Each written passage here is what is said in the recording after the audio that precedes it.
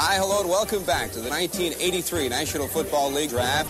And with the first round pick, John Elway. Welcome in, everybody, to Trickle Down Theories with your host, Erick Trickel. NFL Draft. And with the first round pick, Deion Sanders. I was kind of scared. I thought Detroit was going to take me.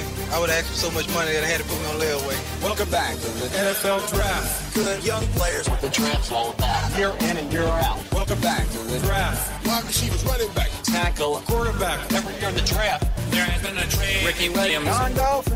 On a shady Saturday. Welcome back to the Draft. Good morning, afternoon, or evening, ladies and gentlemen. I am your host, Erick Trickel, and welcome to Trickle Down Theories. On Trickle Down Theories, we talk about all things NFL, with a small focus on the Denver Broncos, as I am an analyst with MileHighHuddle.com. We talk about all things from signings, trades, rosters, team needs, anything and everything you could think of, basically. Joining me today is Nick Kendell. He's a colleague of mine at MileHighHuddle.com, and he's the host of Building the Broncos. Nick, how's it going?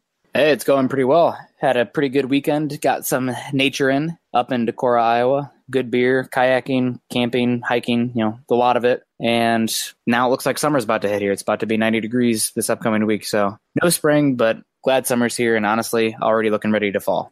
Man, lucky you. We can't get past April showers month. Yeah, I mean, it's been raining here like crazy too. Yeah, it's been raining and we've been dealing with hail.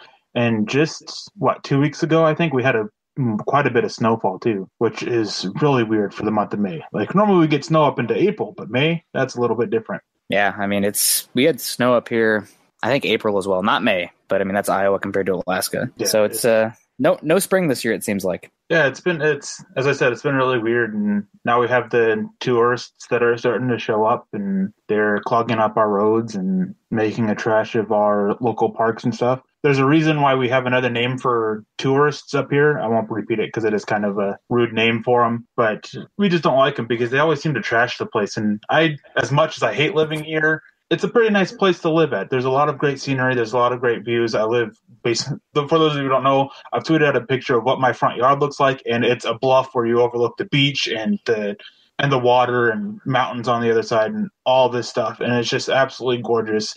And they come in and they trash it. Come June and July, once fishing starts, you can't walk on the beach because they just leave fish carcasses all over the place. It really sucks. Yeah, you gotta leave no trace, man. That's the only way to do it. Otherwise, You're just ruining the environment and ruining it for everybody. Yeah, I mean, sometimes we get some really nice guys, but for the most part, man, they're just rude. And then when you work at places, they come in and they're rude to you there. They seem to think that they're higher and better than you because they have the money to come spend a whole summer down here in Alaska where they can take off work. And everybody down here, that's the best time to be working here is during the summer because that's when you make cuckoo bucks because you can go work I know people who go work at our local fish canneries and they work 2 months, June and July, and they make enough money to live on that for the rest of the year. Right? They walk out of there with $200,000. But it takes that long to get the fish smell off of them. Yeah. By the time they start smelling decent again, and here you are, you go and work in there, and it's like $25 an hour for most of these places they start off with, and you go and you work 18-hour days sometimes because of how busy the canneries are. Overtime's time and a half, so you just end up making ridiculous money. I've tried getting jobs there before in the past, and they've always get so many applications, it's hard to get a job there. But anyways, enough talking about Alaska and the fishing and all that stuff. Let's jump into this.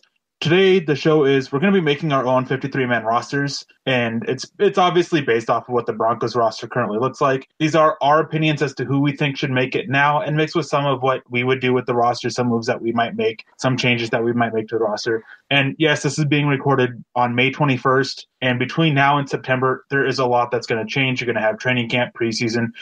Unfortunately, injuries are going to happen. Players are going to get banged up. You're going to see a lot of changes. You're going to see a lot of players getting cut, a lot of new players being brought in, and you can potentially even see trades coming. So there's not a lot that's going to be accurate here. We'll be looking at about 30 to 40 names that are going to be correct, simply because there are a bunch of no-brainers, like obviously Case Keenum, Von Miller, Demaryius Thomas, Bradley Chubb. There's obvious no-brainers that are making this roster. So those are guys that you can definitely count on it.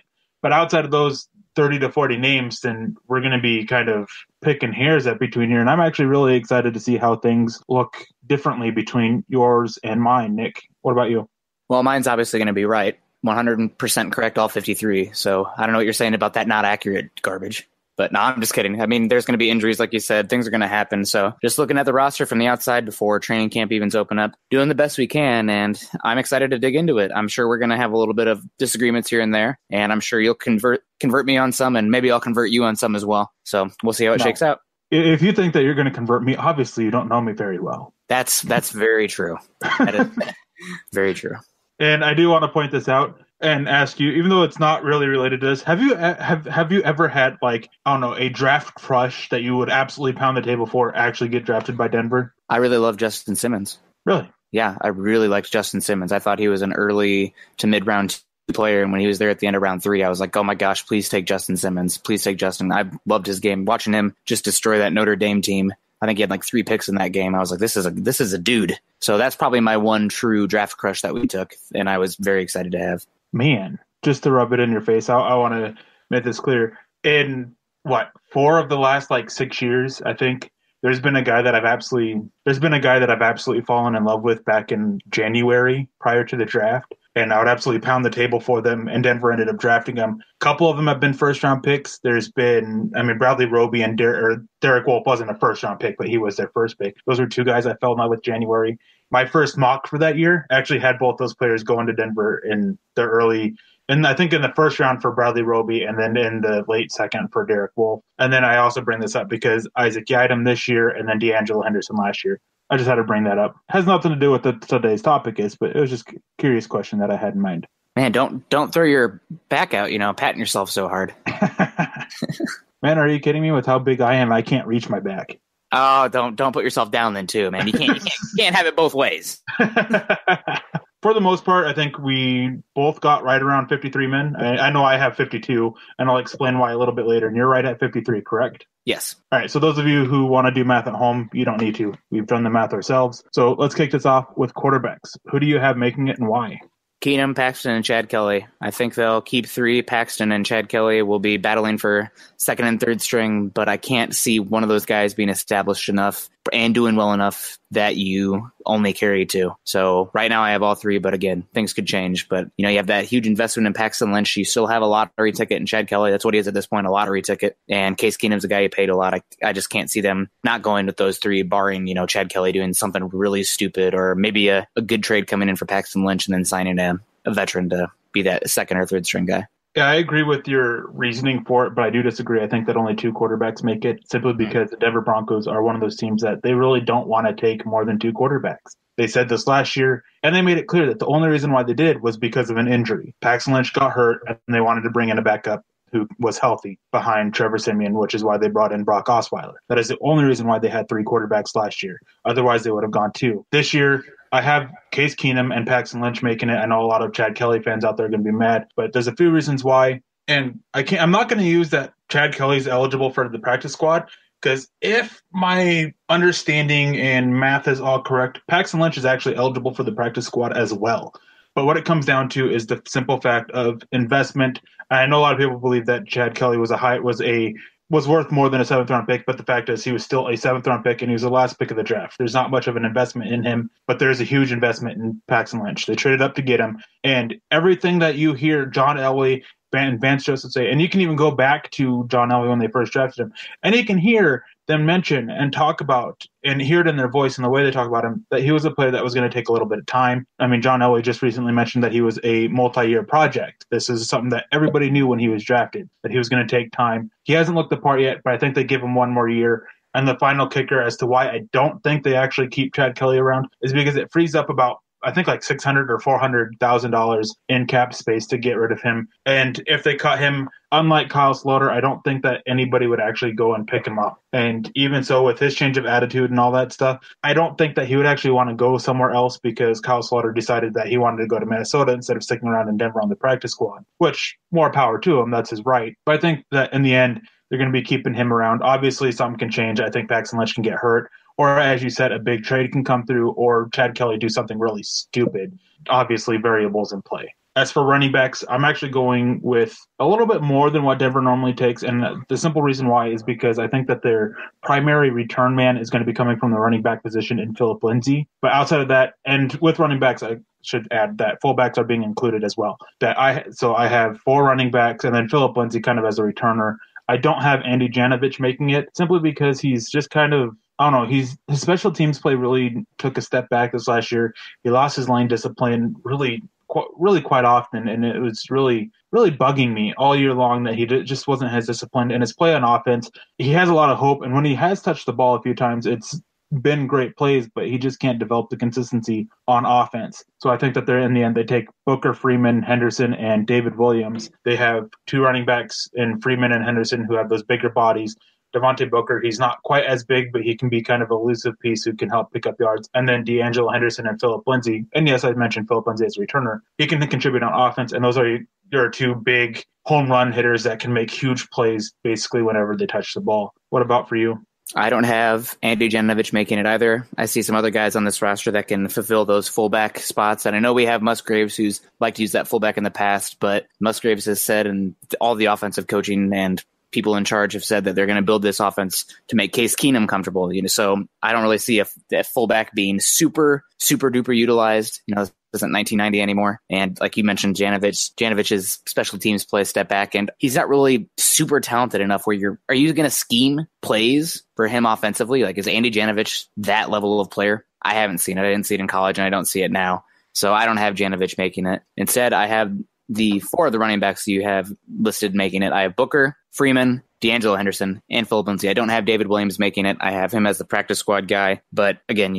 running backs, I expect them to bring in another veteran free agent, kind of like Stephen Ridley last year, that'll compete. And I expect an injury to happen as well, because running back's probably one of the most volatile positions. But right now I have Booker, Freeman, Henderson, and Lindsay with no official listed fullback, although we'll talk about a player that I think has some fullback traits that can fill that role when they need it. Yeah, I'm sure that this is the guy that I'll mention too when we get around to that position. And as you mentioned, yeah, injuries can occur. I mean, last year, Devontae Booker, they really wanted him to take over that starting role, but he got hurt. So injuries obviously play a big role in this. And they definitely can bring in a veteran presence, because Devontae Booker, despite his going into year 3 in the NFL? Yes. Right? He doesn't have that much experience really due to injuries in the past. So they definitely can look for somebody that has that experience.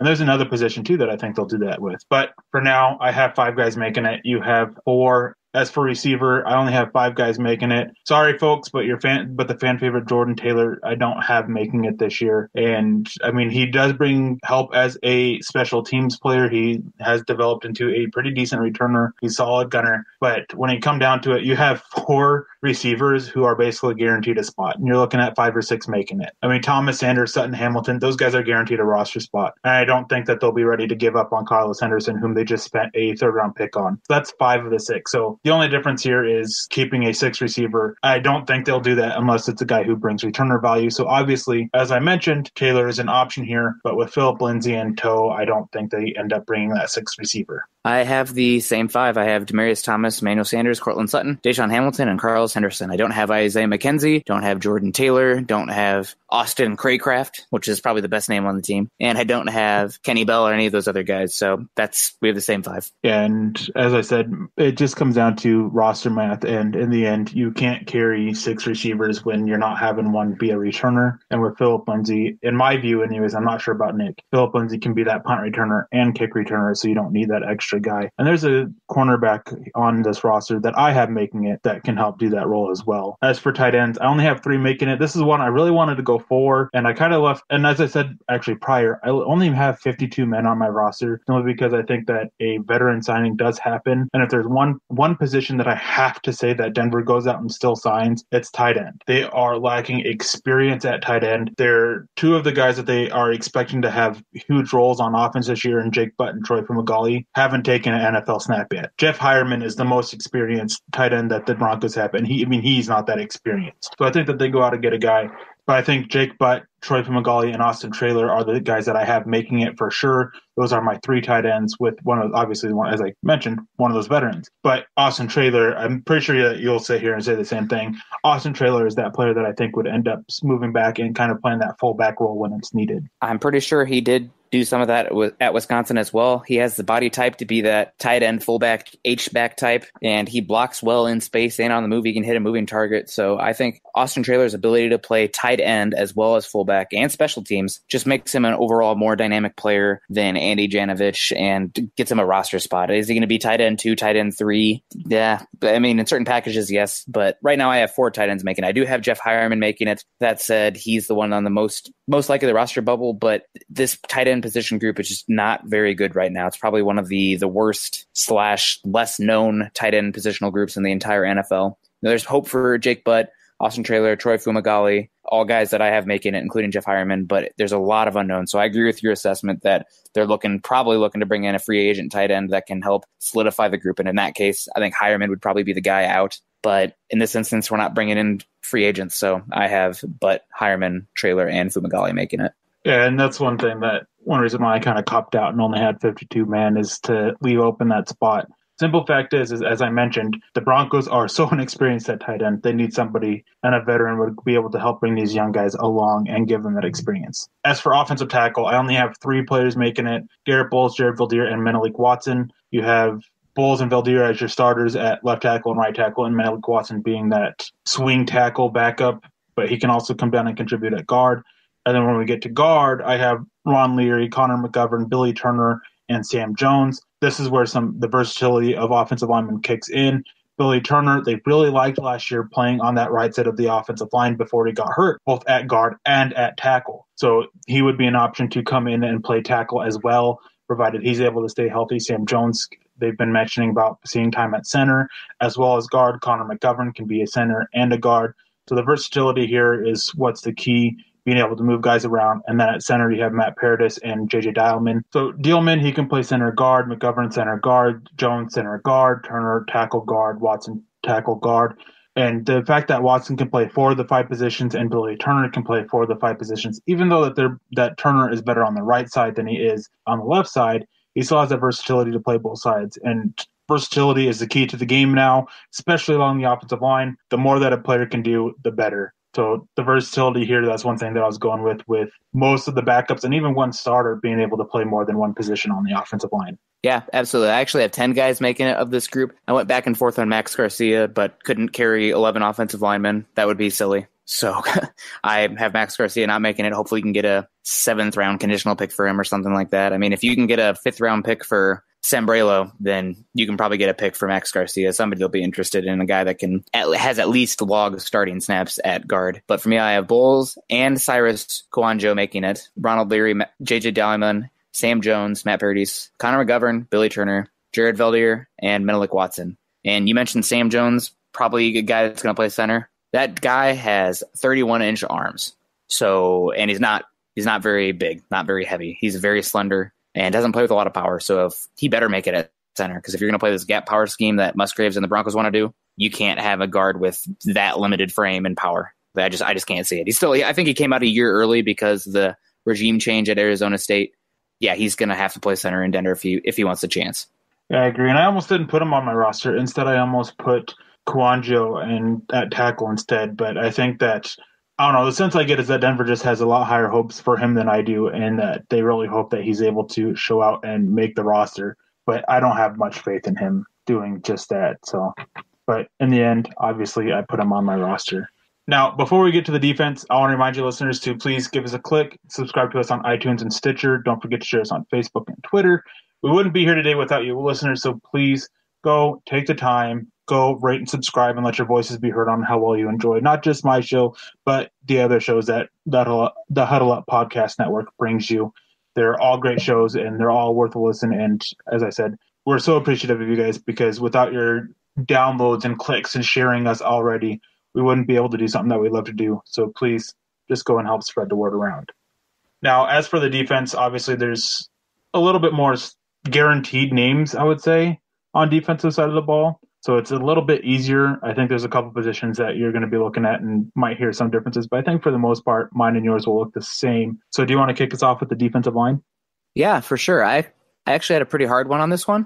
I don't know, went back and forth. So for defensive line, if you're not including the outside linebackers, I have Gotsis making it. We're not going we're not sure exactly what's going to happen with his case right now, but I have him making the roster because going to wait and see on that one. I have Clinton McDonald, a guy that I feel like people aren't talking about enough. He was very productive for Tampa Bay last year, and they paid him decent money to bring him in. I have Damato Peko starting nose tackle, and then my backup nose tackle, I actually have Zach Kerr. I don't have Kyle Peko making it right now. Just didn't have a spot for him with all the defensive line that the Broncos have. Zach Kerr can play 5-tech, 3-tech, and he can play some 0 and 1 as well. I think he's up like 335, so he definitely has the size to do it. And with how much sub-package the Broncos play, they can rotate some bodies in there. You don't need to have 2 just pure nose tackles. Then I also have Derek Wolfe making it, of course.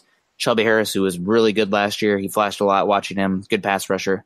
And DeMarcus Walker, who I'm hopeful will show better this year now that he's playing inside again and hopefully back up to 275 to 290-ish in his weight range. Yeah, and I don't think that we have a single name that's different. Obviously, Derek Wolfe and Damato Peko, those are 2 guys that were staples of the defensive line last year. Shelby Harris, he really came on last year and put up 5.5 sacks, which was, second most on the team? I think so, yes. And I did an article a few months back about it, and he actually had a higher sack rate this last year than Malik Jackson did the year that Denver won the Super Bowl. So he was able to get pressure, and he was playing in a limited amount of snaps too, so hopefully he's able to get a bigger role. Then they weren't happy with their interior pressure, so they went and got Clinton McDonald. He's going to help get that pressure on the interior. Hopefully DeMarcus Walker, I have him making it as well. Hopefully he's going to be able to be back at 280. He got sick last year. He lost a bunch of weight, and then they got hurt at outside linebacker, and they asked him to move as a result and lose even more weight. And once they started putting him back inside towards the end of the season, he was able to, I think it's where he notched his only sack last year, was rushing from the interior. That showed some potential there, and hopefully he's able to develop. And then Adam Gotsis, as you said, we don't know what's going on with the investigation yet. He is a guy who has an asterisk by his name simply because if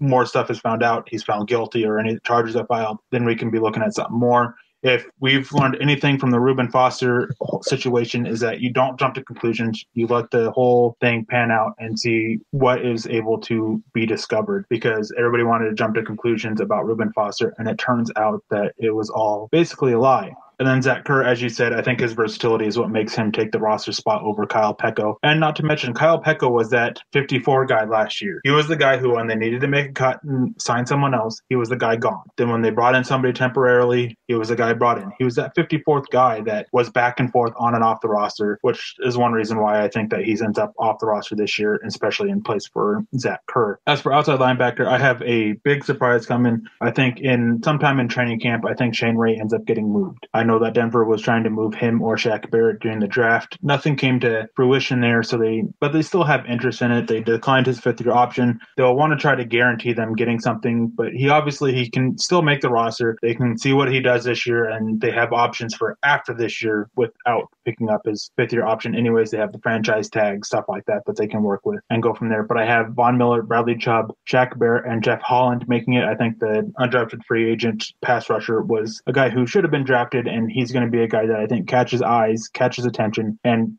gets a spot on this roster one way or another, even if they have to bring 5 outside linebackers. And then obviously Miller, Chubb, and Barrett, I think those are all guys that are guaranteed a roster spot. After the draft day and they were unable to move Shaq Barrett, they started talking to him about an extension as well. So we'll see what happens there. But as I said, I think those are 3 guys that are guaranteed a spot. Yeah, for me, I have 5 because I'm not projecting any trades or anything like that. I would be totally okay with Shane Ray being moved if that's what they want to do. But right now I don't have Ray not on the roster. So I have the obvious 4, Von Miller, Chubb, Barrett, and Ray. And then I also have Jeff Holland making it. So before I was talking with you, I didn't have Holland making it before we started recording this podcast, but digging a little bit into the numbers of how many offensive linemen they keep and whatnot, Holland was that guy that I was going back and forth on. So keeping him on the roster. And if they trade Ray, then you can make moves or space elsewhere, maybe keeping another wide receiver or something else on the team, maybe another defensive back. Yeah, for sure. I have a question for you. If you are moving Shane Ray, what is the compensation you are looking for? I would be looking for a 4th or 5th round pick. That's it. I mean, I know it's just 1 year, but I know edge rush is still a premium. I'd be looking for a 4 plus a conditional pick. I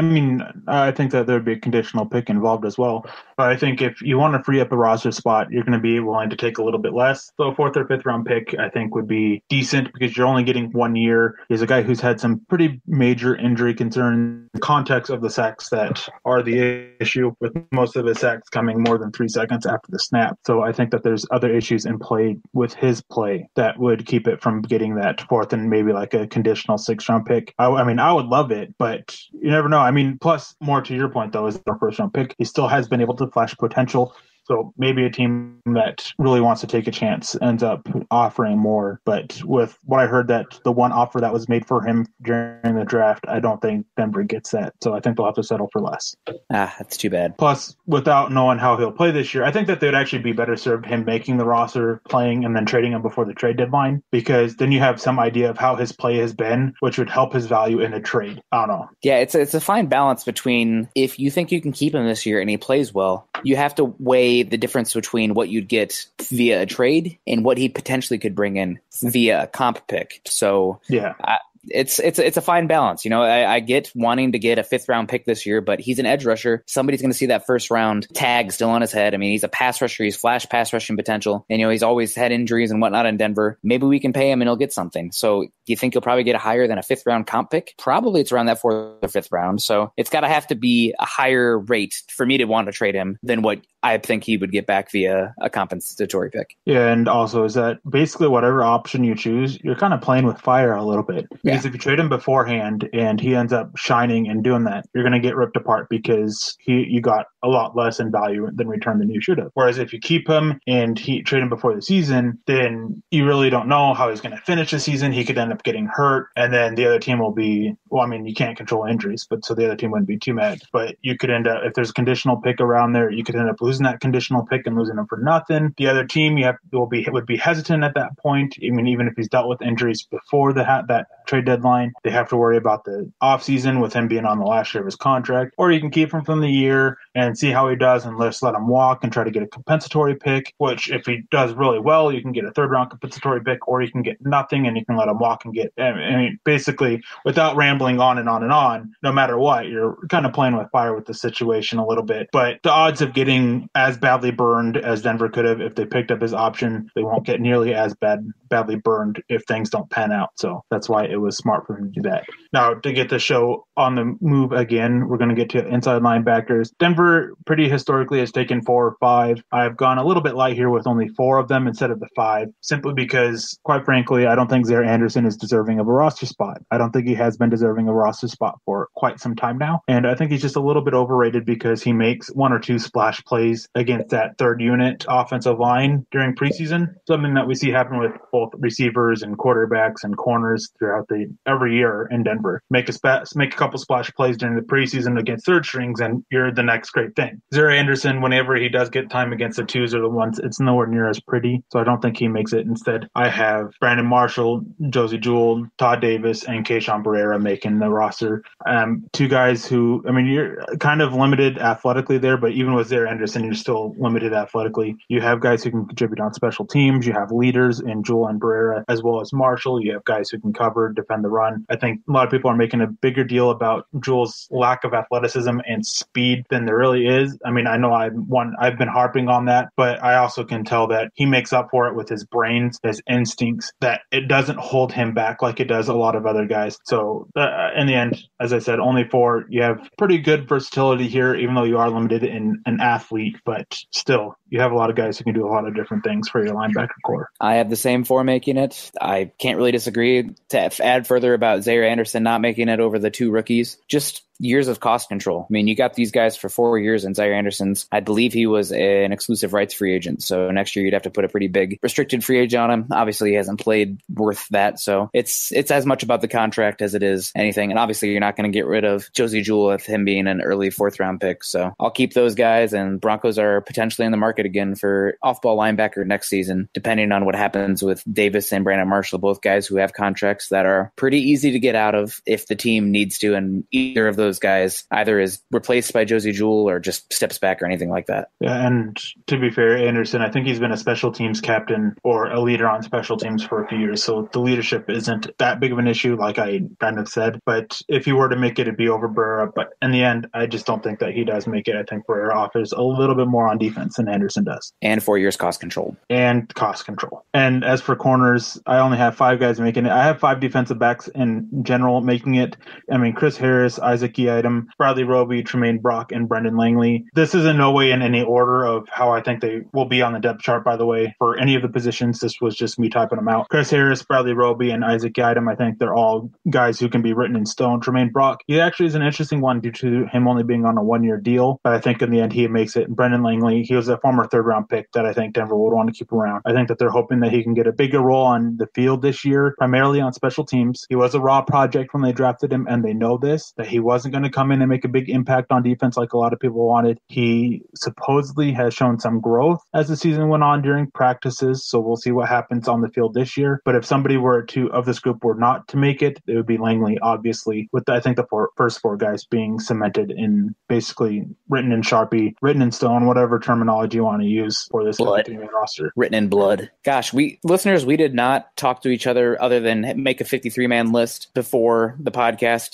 Didn't share it with each other. I have the exact same 5 cornerbacks making it: Langley, Yiadom, Brock, Roby, and Harris Jr. And Langley, not only talking about special teams, more specifically, I think he's a guy who can be a gunner. He can work on returns. He can be a returner or a type that blocks for returners. So that special teams versatility, I think he can play all 4 phases of special teams. So I think he'll make the team. And I honestly thought he looked solid. Not great, but he flashed potential last year in preseason. And then when he was asked to come in and fill in for, I think it was Talib in that Raiders game, that's when he kind of got exposed. But I mean, Crabtree's a pretty solid receiver, and Cooper is too, and Langley's raw for a reason. So I'm expecting a pretty solid jump this year, and I'm excited to see him. I think the small sample size and being beat left a bad taste in many Broncos fans' mouths, but I mean, he's still a kid. He's raw. 3rd-round comp pick, and the fact that he saw the field at all, he shouldn't have seen the field at all. I mean, in a perfect situation, he wouldn't have seen the field very much last year besides special teams. So hopefully this year he'll take another step forward. He has a solid mentality. He's not shy from contact, and I think he's got a role on this team. I'd be surprised if any of these 5 didn't make the roster. I agree, and I actually agree. He actually looked pretty good last year in preseason. Yes, he did. I mean, and he was playing again. I think there was one game where he ended up seeing action against the team's number 2 receiver, and he actually played pretty decently. Yeah. But again, it's what happens on defense that matters, and what happens during the season. He was a guy who was, as you mentioned, going in for Aqib Talib against a guy who's one of the, not the best receivers, but one of the better receivers, and he was faced up against Amari Cooper and Michael Crabtree, 2 guys that have been in the NFL who have either been in the NFL for some time or are one of the better receivers in the NFL. So it was obviously some issue there, and his defense, or his play on special teams, is actually a lot stronger than people think. I remember going back over the season and noting special teams plays, and he was a guy who stood out pretty consistently. He was one of the guys who was remaining the most disciplined on defense or on special teams, which is really key. When you're on coverage duty, it's a big issue of staying in your lane. You have to shut down your lane. You have to keep your lane under control, because if you lose that lane discipline, you're going to give up a big return. And he was one guy who was consistently in his lane, shutting down his lane and forcing the returner to go another way. So he was a guy that I definitely thought stood out on special teams. And when you're looking at that 5th cornerback, what's the one thing that you're looking for? What do they bring to special team? Basically, the guy who's on the bottom of the position for every position, you're looking at what do they bring to special teams. Brendan Langley brings a really good guy, really good player on special teams, despite his rawness, because he has that raw athleticism that he can use to basically be effective on special teams. As for safety, again, this is another one where I project a move coming with Darian Stewart. In the end, I don't think he makes it. I know his roster guaranteed, but they can still trade him and free up some space after June 1st and open up some cap room this year, which would help them bring in a veteran signing, maybe that veteran tight end I mentioned earlier. But I have Sua Cravens, Justin Simmons, those 2 being the starters. Simmons would move over and kind of take that free safety role. Basically, how Denver ran their safeties, they kind of inverted it a little bit, with Darian Stewart taking more of that strong safety role and Justin Simmons playing more of that free safety role. But at times they also switched that. So it was versatility from their safeties, basically. They had them playing both kind of roles. Justin Simmons was definitely decent when he was playing a little bit closer to the line, but he was a little bit better when he was in coverage in that free safety-like role. And Sua Cravens, I think, complements him a little bit better than Darian Stewart. Will Parks, I think, makes it simply because he's been a decent special teams player. I think he's a little bit overrated on defense. He's a little bit overrated on special teams. He's got to knock down the penalties. Otherwise, he will be off this roster rather quickly. I don't think he's actually guaranteed a spot at all. In fact, if I had to put Stewart on this roster, I would actually probably take Parks off of it. And the other two safeties I have are DeMonte Thomas and Jamal Carter. DeMonte Thomas last year was better when he saw a field on defense than Jamal Carter was. And Jamal Carter actually fills that role that Will Parks does a little bit better than DeMonte Thomas. So it's a matter of the roles they fill. So I think that's one reason why I think Will Parks would be off the roster if Stewart were to make it. Additionally, along with the penalties that Will Parks brings with him, because a lot of his penalties are stupid penalties.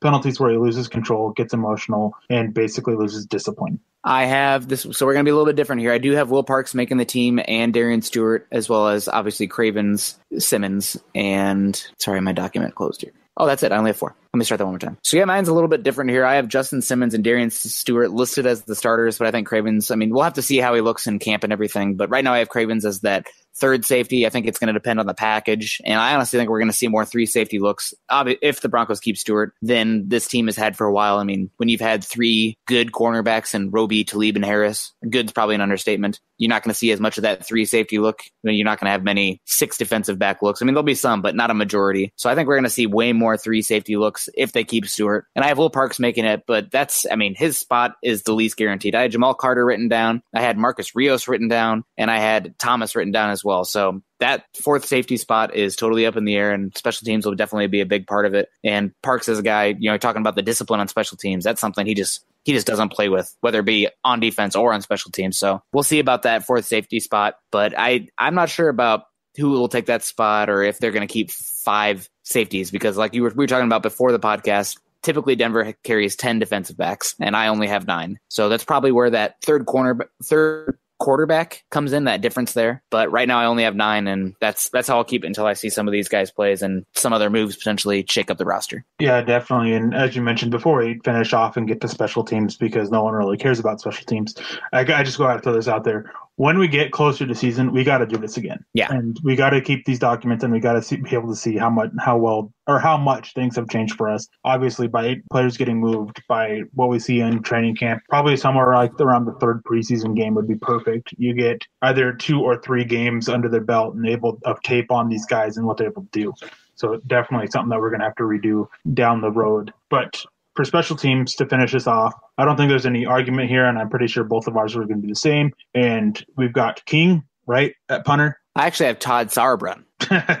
I'm just kidding. Yeah, of course. Marquette King. Long snapper. Kreider. Yep. And kicker. McManus. Yep. So no difference there. Basically, I think there's only competition left at long snapper. I don't think they have another punter or kicker anymore. And I mentioned before on Twitter or something like that about cutting costs at long snapper a little bit, but I went and dove deep into it, and you don't save much money. I don't think you save any money really by making a change at long snapper, and he's been a guy who's been effective for them, so I don't see any movement there. All right. Yeah. Any parting comments before we get out of here? Looking over your depth chart that you have in front of you, any areas of obvious need on this roster? Areas that have good starters but weak depth? Areas that don't have great starters but strong depth? Anything that sticks out? Definitely tight end. Yeah. Definitely. I think that is the weakest position on the roster, because if you look at somewhere else, you can make an argument for running back as well, simply because they lack that one established veteran presence there. But tight end is just, you don't have anybody who has a lot of experience or good experience. At least at wide receiver, you have Thomas and Sanders. At offensive tackle, you have Bowles, who was a starter last year, Leary, McGovern, Paradis, guys who have played quite a bit. Jared Bildier, who's been a starter basically his whole career when he's been healthy. Defensive line, you have a lot of guys who played last year. Outside linebacker, you have Miller, Barrett, and Ray for your roster. Inside linebacker, it's a little bit weaker because you have Marshall and Davis as the only guys with experience, but Jewell and Breyer, they shouldn't have any issues. Cornerback, it's a little bit new for the team, but Brock has a lot of experience. Isaac Yiadom, I think, will be able to pick things up. Safety, again, you have some guys with experience. So in the end, looking at it, if I had to order it, it'd probably be tight end, running back, and then maybe safety or inside linebacker, just for lack of experience. So that's why, as I mentioned during the podcast, I think that if they were to sign a veteran, it would definitely be at tight end. Yeah, I can't disagree. I'm actually really surprised looking at the names. The front 7 looks pretty darn good, especially the defensive line, if you're including the edge rushers, the outside linebackers.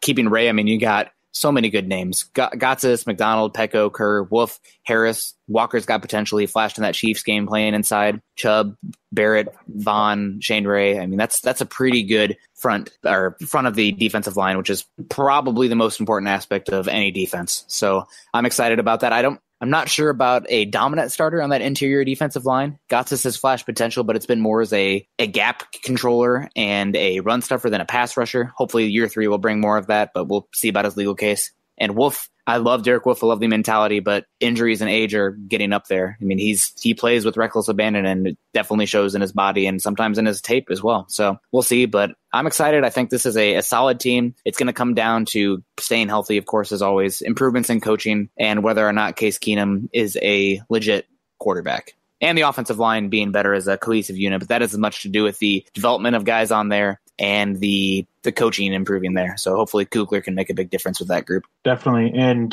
I know we're running a little bit long on this podcast, but actually talking about this actually raised an interesting question that I wanted to ask you. On paper, this Broncos roster, about where would you put it in the AFC? In the AFC? Yes. Probably about middle of the pack. Really? I have them 8-8 right now, but I put a big weight on quarterback. And Case Keenum is still a huge question for me. Quarterback can overcome a lot. And I have a huge question with the head coach as well.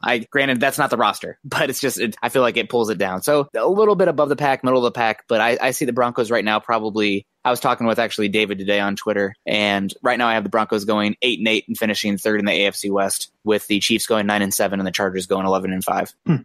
See, I don't know if you listened to the podcast last week, but I actually talked about the state of the AFC West. And I have actually Denver finishing second, but they can compete with first because I really think that the Chiefs and the Raiders take a big step back. I think the Chiefs made so many changes and they have so many question marks about that roster in general, and that I don't think that they look very good. And I have a lot of doubts about Patrick Mahomes. I don't think he was as great as people make him out to be against Denver last year.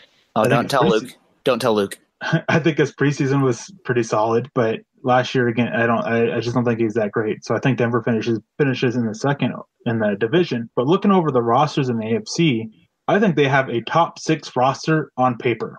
I think that there are 4, maybe 5 better rosters on paper than Denver's. And you have the Chargers, the Patriots, the Steelers, and the Jaguars. And I feel like I'm missing somebody. Texans are up there. I mean, they got a solid defense and a lot of weapons around that guy. I can't really disagree with you because the AFC East is absolutely horrible outside of the Patriots.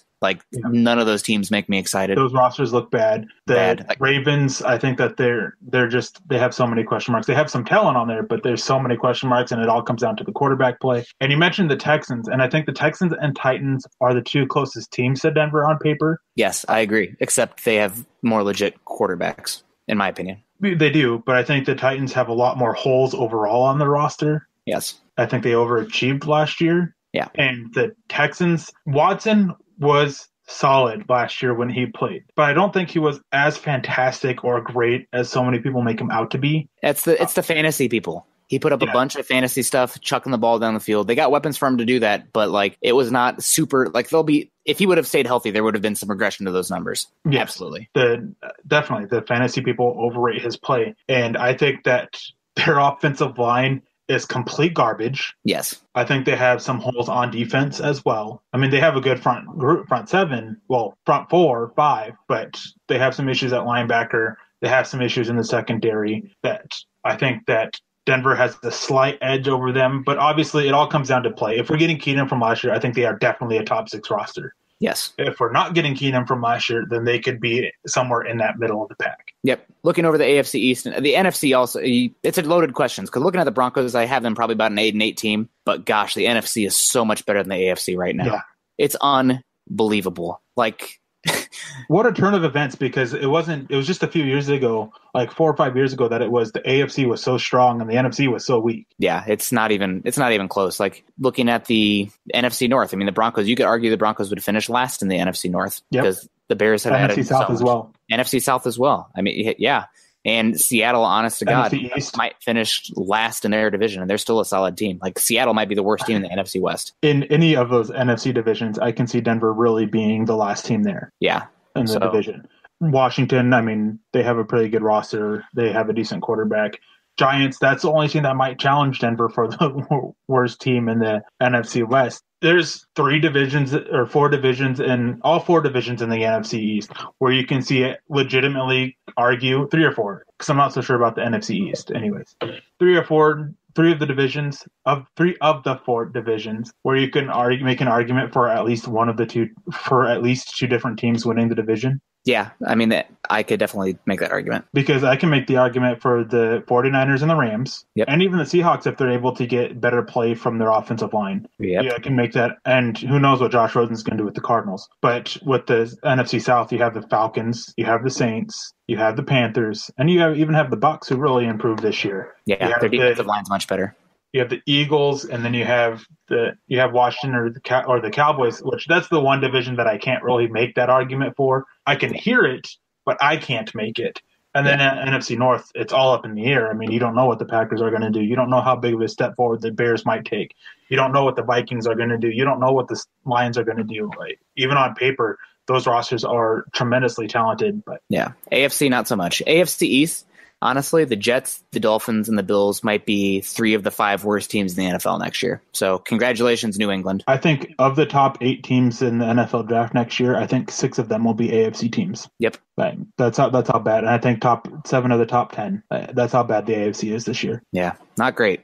I want to thank you all for listening to Trickle Down Theories. Please, as I said before, leave a like and subscribe. Follow us on Twitter at Nick Kendell, MHH, and my own at Erick Trickel. You can always reach us there with any kind of question, and we're always more than willing to respond. We love the interaction with you fans, listeners, and the readers of our content. It's without your support, or because without your support, we wouldn't be here where we are. So we thank you for that. And also follow at Mile High Huddle for all of our written work from milehighhuddle.com and the Huddle Up podcast for podcasts that are regular focused on the Denver Broncos, which includes Nick's show, which, Nick, why don't you tell us a little bit about what building the Broncos kind of focuses on a little bit better than I could? It's all things Denver Broncos. I mean, it's roster building focused, but when the season comes back around, we'll probably get back in that niche of doing our scouting reports and identifying matchup weaknesses of opposing teams and just general scouting of them. So you're better prepared as a fan, knowing the matchups going into it. But we've been reviewing the draft. We just finished that this week. We're going to review the rest of the AFC West, wrapping up the entire draft of the AFC. And then after that, we're going to have Jay Reed from Draft Twitter come on and talk Case Keenum and the Broncos draft as well. So definitely a view from roster building perspective. And, that's what we love doing. I wouldn't say we're armchair GMs because we're not here trying to propose stupid fantasy Madden trades all the time. But no, that's my job. Yeah, that's your job. But rather a hard, non-biased as we can be look at the roster and how the team can improve and weaknesses and strengths from a game-to-game and season-to-season perspective. Anyways, guys, I had a great time with you, Nick, as I always do. For Nick, I'm your host, Erick Trickel. Thank you all for listening to Trickle Down Theories, and have a wonderful day. Mile High Huddle.